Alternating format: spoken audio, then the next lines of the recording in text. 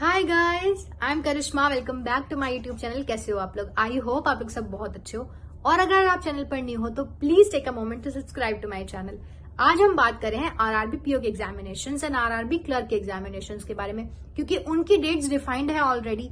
तो ज्यादा जरूरी होगा कि हम उनके बारे में अभी फोकस करें। जैसे कि सिर्फ आप मान लीजिए अप्रोक्सीमेटली 2 महीने 60 दिन आपके रहते हैं एग्जाम में, तो कैसे आप वो 60 दिन आपको अपने प्लान करने हैं और कैसे मैंने अपने फर्स्ट अटेम्प्ट में आरआरबी पीओ का एग्जामिनेशन क्लियर किया और कैसे आप क्लियर कर सकते हैं अपने फर्स्ट अटेम्प्ट या किसी भी अटेम्प्ट में। देखो, जरूरी है एग्जाम क्लियर करना, तो उसकी पूरी डिटेल में वीडियो में बात करने वाले हैं। तो सबसे पहले अगर आप एग्जाम्स की बात करते हैं इसकी, तो आपको जरूरी है समझना कि इस एग्जाम का पैटर्न कैसा है।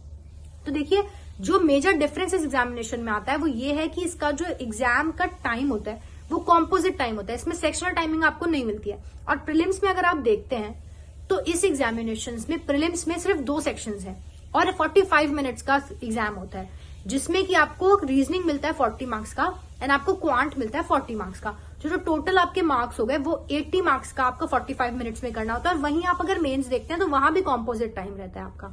तो ये मेजर डिफरेंस होता है। और यहाँ पर आपको हिंदी का भी ऑप्शन मिलता है मेंस में। इसका मतलब कि ये जो है एग्जामिनेशन काफी कॉम्पिटिटिव हो जाता है इसी नेचर की वजह से, क्योंकि यहाँ पर उन लोगों को फायदा नहीं होता जो कि मतलब इंग्लिश में होते हैं ना, जैसे मेरे जैसे लोग जिनको ये लगता है कि अगर इंग्लिश आएगी एग्जामिनेशन में तो ज्यादा अच्छा स्कोर करके वो कट ऑफ से अच्छे मार्क्स लेकर आ सकते हैं ऊपर। नहीं, ये एग्जामिनेशन जो अच्छा खासा लेवल प्लेइंग फील्ड प्रोवाइड करता है उन लोगों को भी जिनको इंग्लिश में कहीं ना कहीं थोड़ी सी प्रॉब्लम आती है, और वो हिंदी में ये एग्जामिनेशन देकर अच्छा क्वालिफाई भी कर सकते हैं और अच्छे मार्क्स गेन कर सकते हैं। तो सबसे पहले हम प्रीलिम्स के बारे में बात करने वाले हैं कि प्रीलिम्स आपको कैसे टारगेट करना है। तो उसकी प्रैक्टिस बिल्कुल सिमिलरली चलेगी जैसे कि हम बाकी एग्जामिनेशंस के प्रिपेयर कर ही रहे हैं। सिलेबस बिल्कुल सेम है, बस थोड़ा सा जो डिफरेंस है वो एग्जामिनेशन के पैटर्न में डिफरेंस है। तो आपको जो मैंने अभी टू डू लिस्ट बताई थी कुछ दिन पहले ही, वो मैंने डाली है टू डू लिस्ट, वही आपके लिए काम करेगी बिल्कुल एग्जैक्टली। बस आपको क्या चीज करनी है, जो डिफरेंट करना है वो है मॉक टेस्ट। क्योंकि यहाँ पर आपको जो रीजनिंग और क्वांट है उसमें आपको टाइम डिवीजन सीखना है, तो वो आपको कहां से आएगा? मॉक टेस्ट से आएगा। तो मॉक टेस्ट का लिंक मैं आपको डिस्क्रिप्शन में प्रोवाइड कर रही हूँ, आप वहां से मॉक टेस्ट दीजिए और आप अपने जो स्टडीज हैं और अपनी जो स्ट्रैटेजी है उसको बनाने की कोशिश करिए, अपना टाइम मैनेजमेंट बनाने की कोशिश करिए। बाकी जैसे मैंने आपको बोला है कि क्वांट के लिए बहुत सारे यूट्यूब चैनल्स हैं। आप आशीष अरोड़ा सर को देख लीजिए, हर्षल अग्रवाल सर को देख लीजिए, यशराज सिंह चौहान सर को देख लीजिए, अंकुश लांबा सर को भी देख सकते हैं। तो ये सब क्वांट के लिए हो गए। रीजनिंग के लिए तो मैंने बताया अंकुश लांबा सर हैं। वर्चुअस एक नाम का चैनल है जहां पर ध्रुव धनकर सर पढ़ाते हैं। मेंस का और प्रीलिम्स दोनों का आपको कंटेंट अच्छा मिलेगा। तो ये फ्री सोर्सेज हो गए। बाकी पीडीएफ्स मिल जाती हैं बहुत सारे टेलीग्राम चैनल्स के ऊपर, और मॉक टेस्ट में आपको क्वेश्चंस मिलते हैं। तो ये आपके सारे सोर्सेज हो गए फ्री ऑफ कॉस्ट, जहां से आपको पूरा स्टडी का मटेरियल मिल जाएगा। उसके बाद ये हो गई आपकी पूरी प्रीलिम्स की बात। अब मेंस की बात करते हैं। तो मेंस में यहाँ पर क्या चीजें ऐड हो रही हैं, जैसे कि आपका एक कंप्यूटर का सेक्शन होता है जो ऐड हो जाता है यहाँ पर। तो कंप्यूटर आपको कैसे करना है? कंप्यूटर में आपको जैसे एक साहिल सुधाया सर है, आप उनको फॉलो कर सकते हैं। अगर आपको किसी टीचर को फॉलो करना है, काफी अच्छे सर है और काफी अच्छा कंटेंट उनका अनअकैडमी पर भी है फ्री क्लासेस के अंदर, और यूट्यूब पर भी है फ्री ऑफ कॉस्ट, उनको फॉलो कर सकते हैं। बाकी अगर आप मेरी रिकमेंडेशन मांगेंगे तो मैं आपको बोलूंगी कि अगर आप ऐसे बैकग्राउंड से आते हैं जहां आपने कभी भी बहुत ज्यादा कंप्यूटर्स नहीं पढ़ा है, जैसे कि मैं आती हूँ, मैंने कभी कंप्यूटर नहीं पढ़ा, बहुत बेसिक सी मुझे नॉलेज है कंप्यूटर की, तो आप एक किसी बुक से, उस बुक का नाम है एक ल्यूसेंट की बुक आती है कंप्यूटर की, वो उसकी मेरे पास पीडीएफ है, मैं आपको वो शेयर कर दूंगी अपने टेलीग्राम चैनल पे। तो टेलीग्राम का लिंक मैं आपको डिस्क्रिप्शन में दे रही हूँ, वो ज्वाइन कर लीजिए वहां पर। मैं वहां आपको टेलीग्राम पे पीडीएफ प्रोवाइड करूंगी। उस पीडीएफ से आप पहले अपना सिलेबस कंप्लीट करिए, उसके बाद कुछ एमसीक्यूज होंगे, वो एमसीक्यूज की भी मैं पीडीएफ आपको प्रोवाइड करूंगी, वो एमसीक्यूज कर लीजिए। तो आपका जो कॉन्सेप्ट है वो क्लियर हो गया। उसके बाद सिर्फ आप प्रैक्टिस करिए आप क्वेश्चंस की। और to be very very honest, ये वाले जो इस तरह के क्वेश्चंस होते हैं ना, इसमें पता है कैसा होता है, ये वाले सारे जो सब्जेक्ट्स होते हैं इसमें क्या होता है, आपको इतना रट्टा मारना वो एग्जाम के 1 हफ्ते पहले हो जाता है। इतना रट्टा मार लो कि उसकी वजह से ऐसे इतना सारा भर के जाओ और वहां जाके उलट देना है सारा, वो वाली बात होती है। मैंने भी ऐसे ही किया और काफी अच्छा स्कोर कर लिया था उसमें। तो मैं सारी पीडीएफ वगैरह आपको डिस्क्रिप्शन में जो प्रोवाइड कर रही हूँ लिंक, उस टेलीग्राम चैनल पे मैं आपको सेंड कर दूंगी, वहां से उसको कर लीजिए। एक बार अभी पढ़ लीजिए और बाकी एग्जाम आने का वेट करिए। अभी मेन्स में काफी टाइम है आपका, ठीक है, 4 महीने के करीब है मेंस के लिए। तो मेंस की और डिटेल में हम बाद में बात करते रहेंगे, लेकिन अभी आप यहां से ये कर लीजिए। बाकी फिर आती है हिंदी की बात। जो मेजर लोगों के डाउट्स होते हैं वो ये होते हैं हिंदी कहां से करें। तो एक चीज तो मैं आपको ये बोलूंगी कि अगर आप Hindi as a subject choose कर रहे हो सबसे पहले तो ना डिसाइड करो कि आप हिंदी चूज कर क्यों रहे हो। इंग्लिश डिफिकल्ट है, आपको बिल्कुल नहीं आ रही है इसलिए कर रहे हो, या फिर आपको ऐसा लग रहा है कि हिंदी का इंसेंटिव ज्यादा है।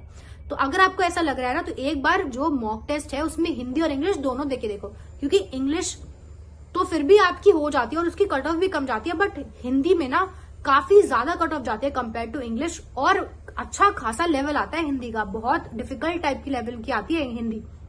तो आपको ये देख लेना है कि आप कर पाओगे कि नहीं कर पाओगे। ऐसे ही बस कोई और कर रहा है उस चक्कर में मत ले लेना।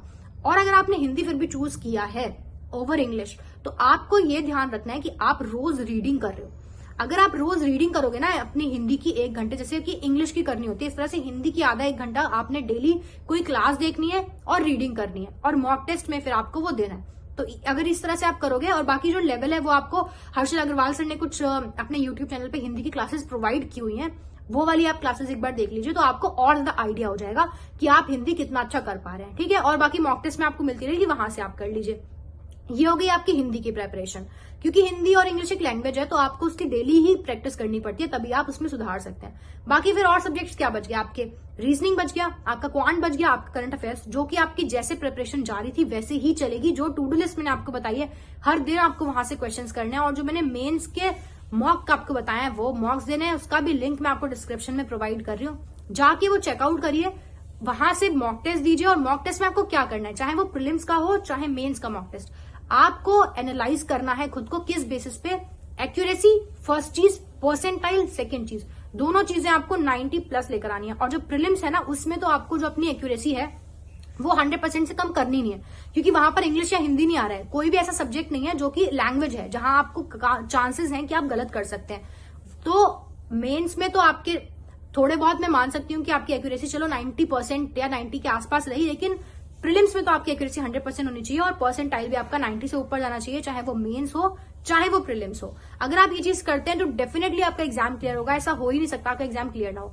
अब थोड़ा बात करते हैं टाइम मैनेज कैसे करेंगे मेंस के अंदर, क्योंकि इस एग्जाम में क्या है कि आपको कॉम्पोजिट टाइम मिल रहा है, तो आपके पास काफी प्रूडेंटली आपको यूटिलाइज करना है अपना टाइम। ऐसा नहीं हो कि बहुत बार लोग ऐसा कर देते हैं कि उनका टाइम मोस्टली जो है इंग्लिश या फिर हिंदी या फिर करंट अफेयर्स, कंप्यूटर ही इतना ले लेते हैं कि बाद में जो रीजनिंग और मैथ्स बचते हैं उसके लिए आपके पास टाइम ही नहीं बचता है, या फिर मैथ्स और रीजनिंग इतना टाइम लेते हैं कि बाकी आपके पास टाइम नहीं बचता है। इस एग्जामिनेशन में सेक्शनल कट ऑफ भी है, तो आपको सेक्शनल तो क्लियर करना ही है, साथ में आपको जो अपना मेन कट ऑफ होता है ना उससे भी कम से कम 15 नंबर ऊपर लेकर आना है, तभी आपके सिलेक्शन के चांसेस होते हैं। ये एग्जाम बहुत कॉम्पिटेटिव है एज आई सेड, क्योंकि इसमें वो सारे बच्चे उतर आते हैं जिनकी इंग्लिश कहीं ना कहीं वीक होती है। जो लोग मजे ले रहे होते हैं ना IBPS और SBI में कि हम लोग तो इंग्लिश अच्छी है तो उस बेसिस पे एग्जाम क्लियर कर लेंगे, RRB में ये नहीं होता है। आपको काफी अच्छा अपना हर सेक्शन करना है, तभी आप एग्जाम क्वालिफाई कर सकते हैं। अब जो सेक्शनल टाइमिंग की बात है, वो एक तरह से फायदा भी देती है बहुत ऐसे लोगों को जिनको ये पता है कि हाँ हमें किस किस तरह से हमें कितना कितना टाइम डिवाइड करके इनमें देना है, बाकी टाइम हम अपना सारा जो फेच करेंगे ना वो हम मार्क्स अपने फेच कर लेंगे, या फिर वो इंग्लिश या फिर रीजनिंग या फिर क्वांट से हम फेच कर सकते हैं वो सारे मार्क्स। तो ये काफी अच्छी चीज भी है, लेकिन साइमल्टेनियसली आपको ये भी याद रखना है कि आपको इमोशंस में नहीं बहना है वहां पर एग्जाम में, क्योंकि ऐसा मेरे साथ हुआ है। इसलिए मैं आपको बोल रही हूँ कि मेरे पास पिछली बार ऐसा हुआ था कि मैथ्स करने के लिए सिर्फ 5 मिनट बचे थे, उस 5 मिनट में मैंने 6 क्वेश्चन किए थे।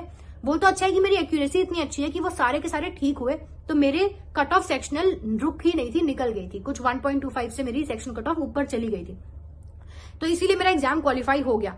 बट आपको ध्यान रखना है इस तरह के सिनेरियो में नहीं फंसना है, क्योंकि ये कोई मतलब नहीं होगा फिर कि पूरी आपकी कट ऑफ जो है निकल गई बट सेक्शनल कहीं ना कहीं अटक गई। इन सब चीजों का ध्यान रखना है। बाकी आपको किस तरह से एग्जाम जो है मैंने अपनी गलतियों से क्या सीखा है और आपको किस तरह से एग्जाम में जो टाइम है वो मैनेज करके चलना है, उसकी पूरी बात हम लोग कर लेंगे वीडियो में। अभी बहुत टाइम है मेंस के लिए, अभी आप सिर्फ प्रीलिम्स पे ज्यादा ध्यान दीजिए और मेंस साथ साथ थोड़ा थोड़ा करके लेके चलिए, जैसे मैंने आपको टू डू लिस्ट में बताया। You will be sorted, I am telling you. अगर आपने वो चीजें फॉलो की ना जो मैंने आपको बताई है अपने टू डू लिस्ट में, आपका एग्जाम निकलना ही निकलना है, श्योर शॉर्ट है ये चीज। तो बस जो चीजें मैंने बोली हैं वो फॉलो करनी है आपको। अपने करंट अफेयर्स रोज लेकर चलना है, जैसे मैंने आपको पीडीएफ्स और सोर्सेज बताए हैं कहां से पढ़ना है, वो सारे सोर्सेज आपको फॉलो करने हैं। जैसे मैंने बोला कि 2 सोर्सेज फॉलो करना है, या तो आप एक पीडीएफ सोर्स फॉलो करेंगे और आप एक वीडियो सोर्स फॉलो करेंगे। वीडियो सोर्स में मैंने कपिल काटपाल सर को फॉलो किया था, आपको जिनका अच्छा लगता है गौरव गर्ग सर का या फिर आशीष सर का, आपको जिनका भी अच्छा लगता है आप उनको फॉलो करिए। और पीडीएफ में तो मेरा जो रिकमेंडेशन रहता है वो तो अफेयर्स क्लाउड रहता है, तो आप वो फॉलो करिए, डेली लेकर चलिए। नोट्स बनाने की जरूरत नहीं है, अगर आप नोट्स फिर भी बनाते हैं तो बहुत क्रिस्प एंड शॉर्ट में नोट्स बनाइए, इतना आपके लिए इनफ होगा। अगर आपने ये सब चीजें कर ली तो आपको कहीं भी कोई भी प्रॉब्लम नहीं आएगी। आप आराम से सारी सेक्शनल एंड जो आपकी कट ऑफ है उससे काफी ऊपर मार्क्स लेकर आने वाले हैं। With that I am going to end this video and I hope कि आपको हेल्पफुल लगी होगी। अगर आपके कोई डाउट्स अब भी रह गए हैं तो आप कमेंट में बताइए। एज यू नो कि मैं सारे आपके डाउट्स क्लियर करती हूँ, कमेंट्स में रिप्लाई करती हूँ। आई थिंक अब मैं ये वीडियो यहीं एंड करूंगी and I will see you all very very soon in my upcoming videos.